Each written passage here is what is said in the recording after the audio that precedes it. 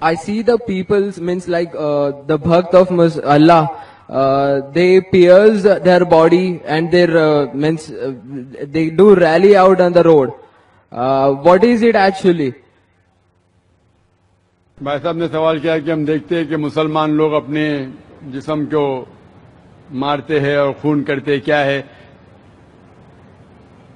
कुरान मजीद में कहा भी नहीं लिखा है कि मुसलमान शुड पियर्स द बॉडी। कुरान मजीद में कहा नहीं लिखा है कि अपने जिस्म को मारना चाहिए।